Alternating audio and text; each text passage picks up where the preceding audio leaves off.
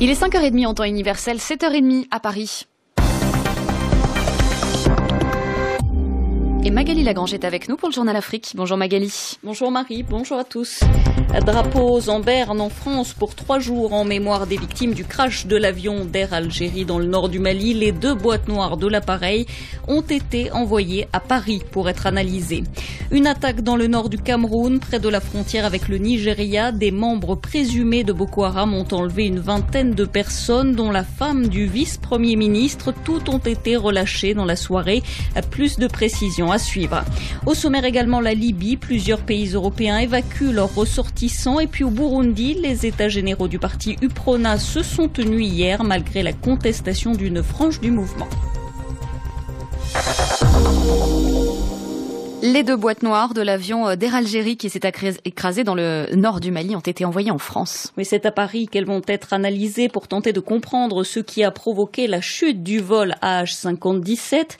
Une réunion de suivi est prévue ce matin au Palais de l'Élysée à la présidence pour faire le point sur les opérations en cours. Seront présents le président François Hollande ainsi que plusieurs ministres. Sur le terrain, les recherches se poursuivent, menées par des équipes venant de différents pays. Une enquête judiciaire est d'ailleurs ouverte au Burkina Faso, au Mali et en France. Paris a dépêché des équipes sur les lieux du crash dans la région de Gossi. Le colonel Patrick Touron est chargé de l'équipe d'identification. Il revient sur les opérations en cours. Nous avons un avion qui est tombé à très grande vitesse en un seul impact, en un seul morceau. Et l'impact a été tellement violent qu'il y a eu une polyfragmentation de l'avion et une polyfragmentation des passagers. Nous avons mis en place une procédure classique d'identification de victimes. Nous rejoignent après 2 autres nationalités, qui sont les Espagnols, les Algériens, qui viennent travailler avec nous sur le relevage, la sélection et la préservation des échantillons, en vue de procéder à une analyse génétique des éléments biologiques qui seront retrouvés. Nous avons à ce jour près de 200 prélèvements effectués. Ce que nous voulons faire, c'est une exploitation systématique de manière à pouvoir identifier chacun des passagers de cet avion. Le colonel Patrick Touron, directeur adjoint de l'Institut de recherche criminelle de la Gendarmerie nationale française, est chargé de l'équipe d'identification au micro de Yahya Boudani.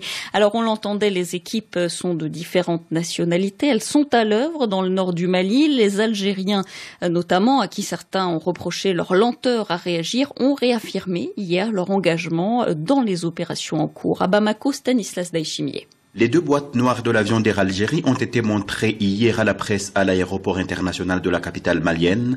Elles ont été ramenées dans un avion de la mission des Nations Unies au Mali, qui avait emmené les ministres maliens et algériens des transports à Gao, alors qu'ils déclaraient samedi la disponibilité de l'Algérie pour participer à l'enquête. Le ministre des Transports a dit hier que son pays est déjà à pied d'œuvre, à Margoul. La police scientifique algérienne, elle est sur le terrain avec les partenaires maliens, français et bien sûr experts de la mission de l'ONU.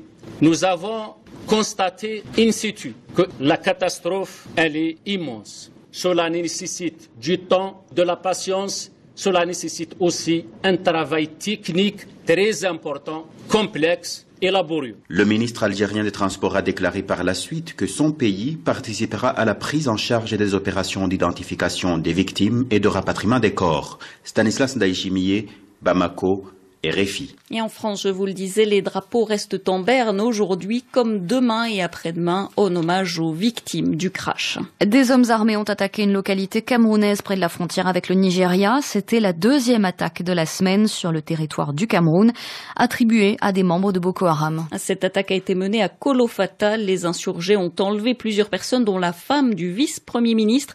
Toutes ont été relâchées dans la soirée. Le récit de Polycarpe Somba. Le calvaire de la vingtaine d'otages camerounais de Boko Haram a finalement duré moins de 24 heures.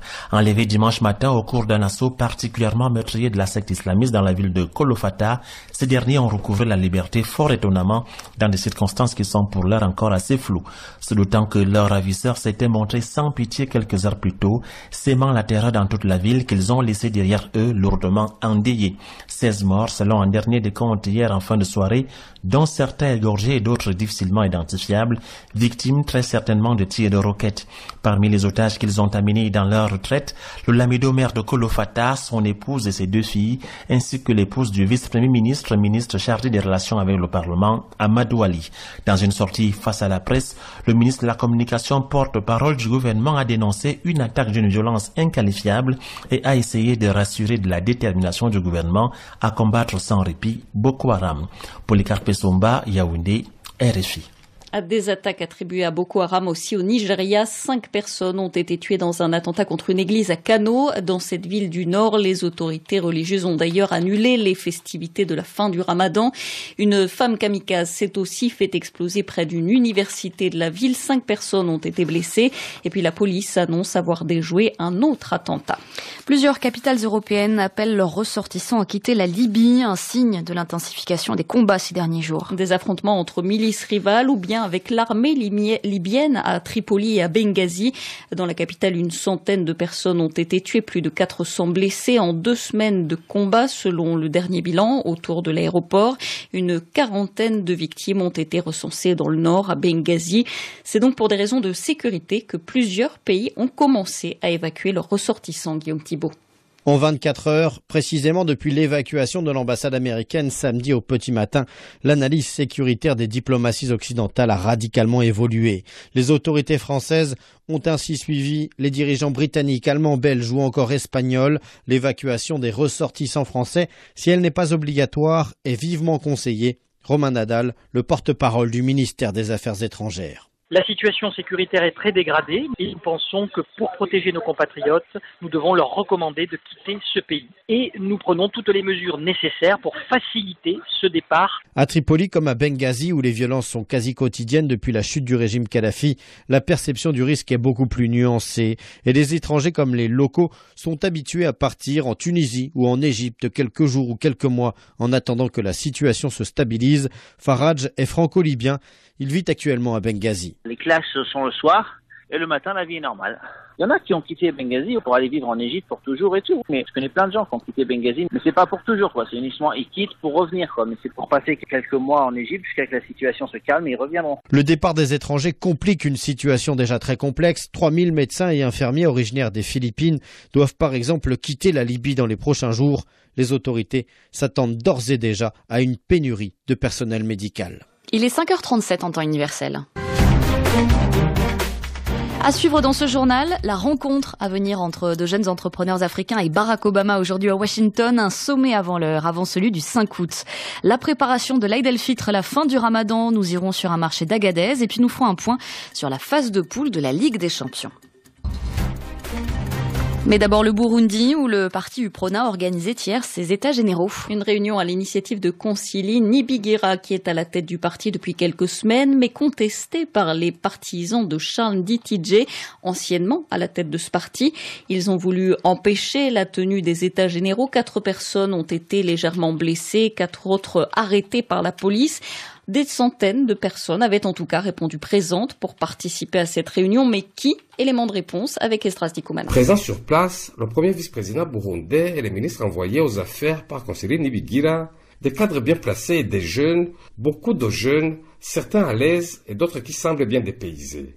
Mais ce qui frappe le plus, c'est l'absence des députés, des responsables provinciaux communaux de ce parti et surtout des innombrables anciens hauts responsables issus de l'UPRONA pendant longtemps aux affaires dans ce pays. Concili Nibigira. On ne peut pas fermer les portes parce que les ténors disent non. On est ouvert aux jeunes et c'est ça le changement au sein du parti UPRONA. Ce n'est pas un nouveau parti, c'est le parti UPRONA, mais qui a ouvert grandement la porte pour les jeunes.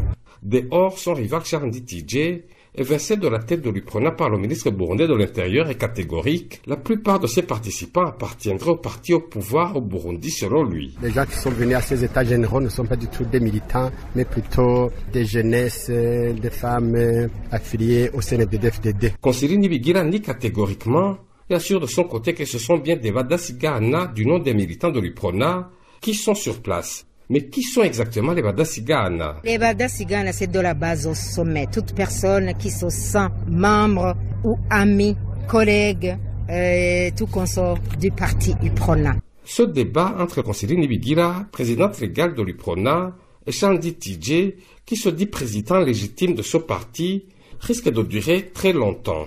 Esdras Dikoumana, Bujumbura, RFI. Au Tchad, réaction des autorités après les propos tenus par le syndicat des magistrats qui demandait le limogeage du ministre de la Justice, Béchir Madé. Il l'accusait d'avoir permis la libération de détenus en dehors du cadre légal et d'avoir accusé les magistrats d'être incompétents et corrompus dans la presse. Le porte-parole du gouvernement, Hassan Silla, affirme qu'il ne veut pas entrer dans la polémique, mais que le ministre a le soutien du gouvernement.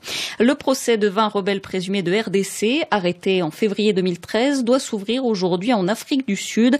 Ils sont soupçonnés d'avoir voulu planifier un coup d'État contre le président Joseph Kabila. Le procès devait déjà s'ouvrir la semaine dernière, mais la défense avait besoin de temps pour se préparer. Les avocats veulent peut-être présenter un recours contre l'enquête qui a été menée par la police sud-africaine, une opération d'infiltration au sein du groupe illégal, répond la défense. Le président américain reçoit aujourd'hui 500 jeunes entrepreneurs africains à la Maison-Blanche à Washington. Ce sont ceux qui ont été sélectionnés par les États-Unis pour participer au programme YALI qui leur permet de suivre des cours pendant 1 mois et demi dans des universités américaines. Ils étaient 50 000 à postuler. Les 500 qui ont été retenus vont donc rencontrer Barack Obama quelques jours avant le sommet États-Unis-Afrique. Nicolas Champeau. Dans la droite lignée de son discours d'Accra, Barack Obama a choisi de rencontrer les jeunes du continent avant les chefs d'État. Au Ghana, il y a 5 ans, il avait dit « L'Afrique n'a pas besoin d'hommes forts, mais d'institutions fortes ». S'adressant aux jeunes, il avait déclaré « Le monde sera ce que vous en ferez ». Les dirigeants de demain sont donc choyés à Washington dès aujourd'hui. 500 d'entre eux, parce qu'ils ont innové en tant que leaders au sein de leurs propres organisations, c'était l'un des critères, ont été retenus. Depuis la mi-juin, ils sont répartis dans 20 prestigieuses universités américaines pour parfaire leurs connaissances dans 3 domaines, l'entrepreneuriat, la société civile et le service public. Mais le temps fort de leur séjour, c'est bien sûr ce rendez-vous avec le président américain. Très prisé par Obama, ces rencontres visent à privilégier l'échange. Elles se veulent informelles mais sont souvent minutieusement préparées, rien n'est laissé au hasard. On peut s'attendre de la part d'Obama à un discours résolument optimiste, une sorte de « Yes, you can » pour les jeunes en Afrique. Nicolas Champeau, Washington, RFI. Dans quelques minutes, nous retournerons à Washington pour entendre certains de ces jeunes entrepreneurs qui vont rencontrer le président américain aujourd'hui. La fin du Ramadan. Aujourd'hui, au Niger, il est coutume de manger de la volaille, poulet ou pintade. Et pour préparer ce repas, direction le marché de la volaille d'Agadez avec notre correspondant Raliou Ahmed Assaleh. Reportage. La clientèle ne manque pas en cette veille de fête au marché de la volaille à Agadez. Mais d'abord, qu'en est-il des prix? Yahya, vendeur de poulet et pintade. Les prix ont augmenté à cause de la fête, c'est vrai. Une pintade se vend entre 5 500 et 6 000 francs CFA. Et les poulets à 3 500, voire 4 000 francs CFA. Ce sont nos fournisseurs qui ont augmenté les prix. Ce sont les régions de Tawa et Zender qui fournissent Agadez en volaille. Mais à des prix aussi élevés, est-ce qu'on peut se permettre d'acheter ces pintades et poulets, madame? Oui, cette année, les poulets sont chers, les pintades, mais quand même j'ai payé des poulets pour préparer pour la fête. Et madame n'hésite pas à nous dire ce qu'elle va faire avec ces fameux poulets. Je vais griller ça, ensuite mettre dans la sauce. Je vais faire la sauce avec couscous. C'est un repas pour toute la famille. On va manger, ensuite on part à la fête. Un repas qui se partage aussi avec les voisins. Raliou Ahmed Assaleh, Agadez, RFI. Et football pour finir la 4e journée des phases de poule de la Ligue des champions africaine. Ce résultat, match nul, score vierge entre le Zamalek et le tout-puissant Mazembe. Les Égyptiens ont pourtant bien failli ouvrir le score à la 18e minute sur penalty. Tout reste donc possible dans le groupe A. Le tout-puissant Mazembe et l'ASV Club de Kinshasa sont co-leaders de la poule avec 7 points chacun. Écoutez la réaction de Patrice Carteron, le coach du tout-puissant Mazembe, après la rencontre. On a fait le match que j'attendais à l'extérieur, à savoir vraiment un match avec déjà un résultat positif. On a su montrer que Mazembe est devenu une équipe très solide défensivement. J'ai beaucoup aimé l'état d'esprit des joueurs qui, même quand ça a été difficile, se sont vraiment énormément battus. Après, ça a été un match vraiment ouvert. Zamalek a eu 2 grosses occasions avec ce penalty. Et bon, très dur pour nous parce qu'il n'y a quand même pas une grosse faute sur ce penalty. Heureusement, Robert a fait le travail et puis cette tête juste à la fin. Et nous, de notre côté, on a été systématiquement dangereux avec également pas mal d'occasions, des bonnes occasions sur coup de pied arrêté. Un match nul mérité des 2 côtés, mais qui nous permet de pouvoir rester solide à l'extérieur et ne pas prendre de but. Le coach du tout-puissant Mazembe, interrogé par Frédéric Quenat. RFI 7h45 à Paris, vous retrouvez Marie Casadebey. Merci Magali Lagrange. Ce lundi 28 juillet, 500 jeunes entrepreneurs africains se souviendront longtemps de cette journée. Magali Lagrange l'évoquait dans son journal. Ils s'apprêtent à rencontrer Barack Obama, le président américain, après avoir passé 6 semaines aux États-Unis pour se perfectionner dans leur domaine. Dans quelques minutes, vous entendrez quelques-uns d'entre eux. Mais on va d'abord s'intéresser aux plus de 550 millions d'euros que la Côte d'Ivoire vient de lever sur les marchés internationaux. Des fonds empruntés pour une durée de 10 ans qui vont permettre de financer les investissements de l'État dans le secteur public. 3 ans après la fin de la crise post-électorale, Abidjan voit dans le succès de cette opération le signe du retour de la confiance des investisseurs. Nialé Kaba est la ministre ivoirienne de l'économie et des finances. Elle est ce matin l'invitée de Nathalie Amar. Nialé Kaba, bonjour. Bonjour Nathalie. La Côte d'Ivoire n'est pas le seul pays africain à avoir ainsi recours au marché des capitaux. Pourquoi recourir au marché privé? Il faut dire que la Côte d'Ivoire sort d'une longue période de crise. Mais la Côte d'Ivoire a une économie qui a beaucoup évolué. La Banque mondiale, au mois de mai dernier, dans son classement, a considéré que nous n'étions plus à la fois dans la catégorie des pays fragiles, mais également nous n'étions plus dans la catégorie des pays à faible revenu. C'est reconnaître notre capacité donc à aller nous confronter au marché pour faire le bouclage du budget. Nous le faisons sur le marché sous-régional de l'UEMOA, et là nous sommes allés à la rencontre du marché international. Et n'y a-t-il pas un risque à s'endetter aussi massivement? Est-ce que ce n'est pas hypothéquer l'avenir du pays? L'investisseur qui prête à la Côte d'Ivoire est très soucieux d'être remboursé à terme. La Côte d'Ivoire a un taux d'endettement de l'ordre de 43%. C'est vraiment un taux respectable, c'est un taux qui est très bon. C'est l'un des plus faibles de l'Afrique de l'Ouest. Ces fonds qui ont été levés, à quoi vont-ils servir? On va pouvoir financer donc des secteurs aussi importants sur le budget 2014 que l'agriculture, l'énergie, les infrastructures routières notamment, et il y a une partie qui ira sur les programmes d'éducation et de santé. Pour 2014, la prévision de croissance devrait avoisiner les 10%, et pourtant, Nialé Kaba, beaucoup d'Ivoiriens ont du mal à en voir le bénéfice au quotidien. Comment expliquez-vous ce décalage? Je ne suis pas d'avis avec vous que les Ivoiriens ne voient pas le bénéfice. Je dirais même le contraire. Lorsque le président Ouattara est arrivé, tout le monde a vu l'état de la Côte d'Ivoire. Les écoles ne fonctionnaient pas bien, il n'y avait pas d'hôpitaux en bon état de marche avec des équipements concrets. Je crois que c'est des boulets que nous transportons. L'école était en déliquescence totale. L'eau potable, l'électricité, beaucoup de défaillances, beaucoup de coupures. Il faut savoir, madame, que depuis que le président Ouattara est là, le paysan café-cacao perçoit effectivement 60% du prix CAF. Ça lui est jamais arrivé. Ces planteurs-là représentent plus de 70% de la population active. C'est vrai que l'économie n'a peut-être pas encore trouvé les moyens de créer encore beaucoup plus d'emplois à la mesure des attentes. Je pense que c'est ça que les gens expriment. Les attentes étaient nombreuses, elles ne sont pas toutes comblées, mais je pense que les autorités en ont conscience. Alassane Ouattara avait promis avant son élection la création d'1 million d'emplois à l'échéance de son mandat. On en est loin. Vous savez, nous sommes une économie à composante informelle très grande. Le secteur informel est un secteur qui est un peu régulateur social. Mais lorsque vous donnez les possibilités à un jeune qui va créer sa petite structure pour s'insérer dans la société, mais il ne va pas s'enregistrer à la sécurité sociale. Vous ne le percevez pas. Vous évoquiez le chômage des jeunes. On estime que, en moyenne, sur l'ensemble du continent, 60% des 15-35 ans sont au chômage. Est-ce que c'est la même chose en Côte d'Ivoire? Ce sont les mêmes chiffres? J'aurais bien aimé vous répondre. Là, je n'ai pas les chiffres. Je peux néanmoins vous répondre quand même qu'il y a beaucoup d'améliorations en termes d'occupation. C'est les défis qui sont grands. Nous sommes une population à majorité jeune. Il y a plus de 50% de la population qui est jeune. C'est un grand défi de pouvoir les occuper. Mais une occupation, c'est un emploi? Une occupation peut être un emploi s'il génère suffisamment de ressources pour vous faire vivre au quotidien et vous faire vivre décemment. Les inondations du mois dernier ont mis en lumière la précarité de l'habitat dans certains quartiers. À Cocody, les habitants ont même été contraints de quitter leur domicile. Là encore, quelle solution peut leur être proposée maintenant qu'ils n'ont plus de toit? Je crois qu'il y a un ministre qui s'en charge. Mais je sais bien sûr, pour avoir été ministre du Logement, quelle est l'ampleur du déficit en logement de la Côte d'Ivoire.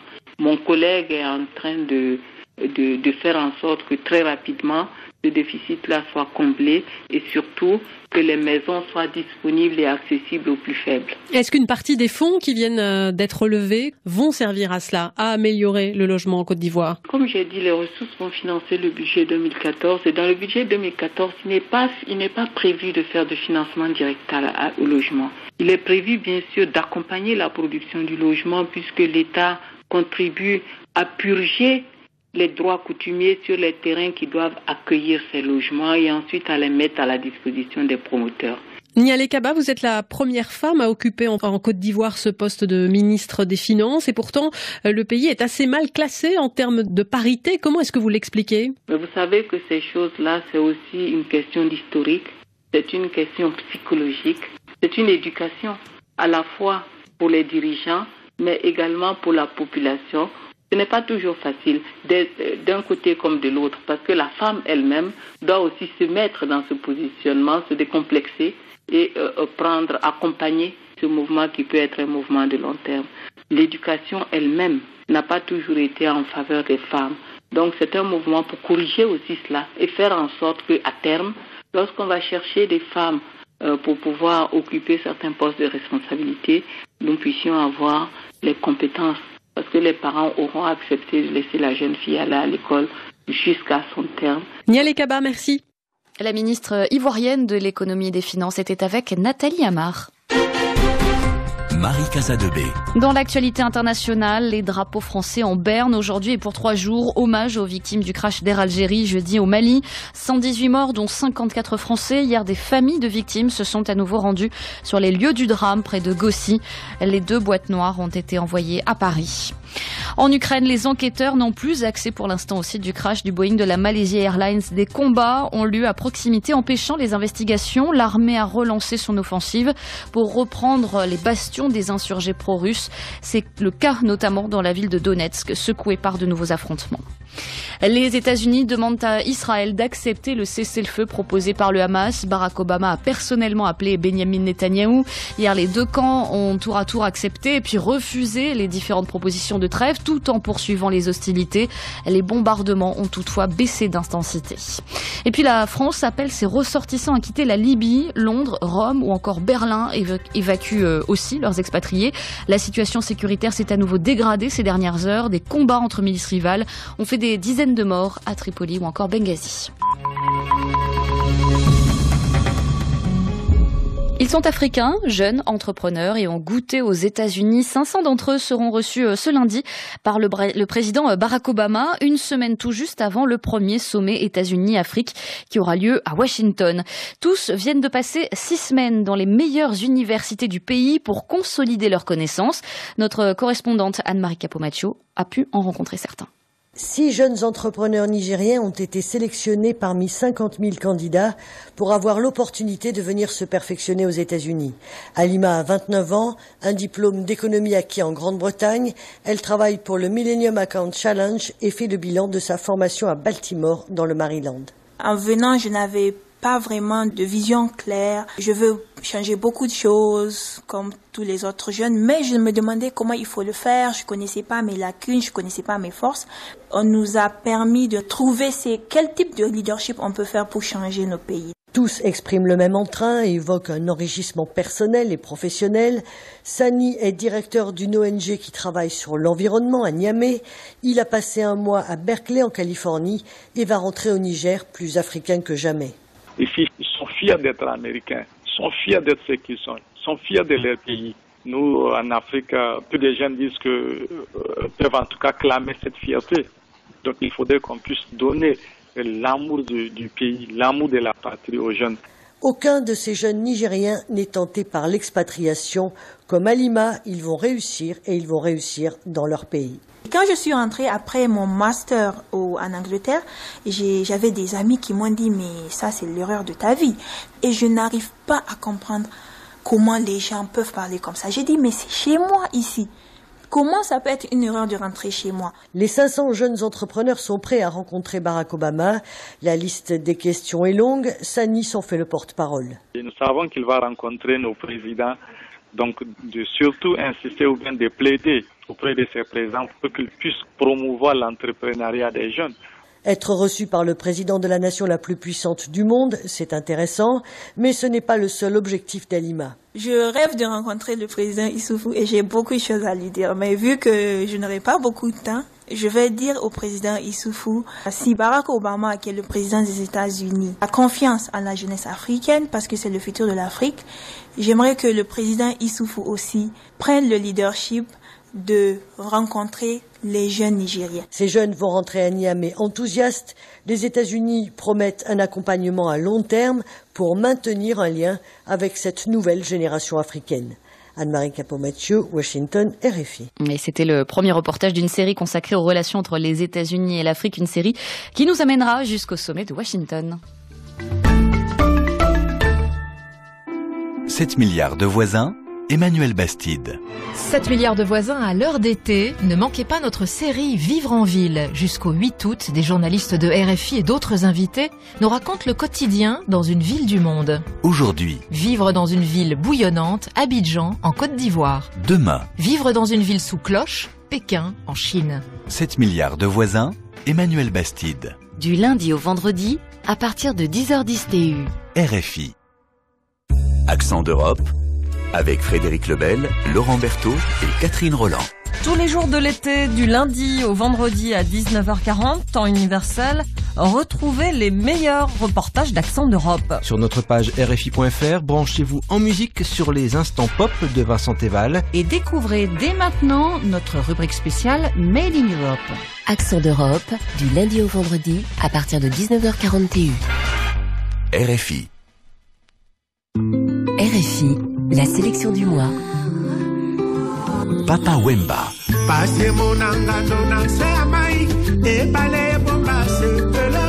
t'envoie ces diamants qui rigolent sur l'eau. Daphné. Je t'envoie de l'amour et caresse la chaîne qui relie nos deux cœurs du navire RFI à la Seine. Il est le saxophoniste de Tiken Jah Fakoly, un artiste RFI talent donc soutenu par la Radio du Monde. JB Mundele nous offre un répertoire estampillé jazz mandingue. Fabka Bina est un extrait de son album du même nom.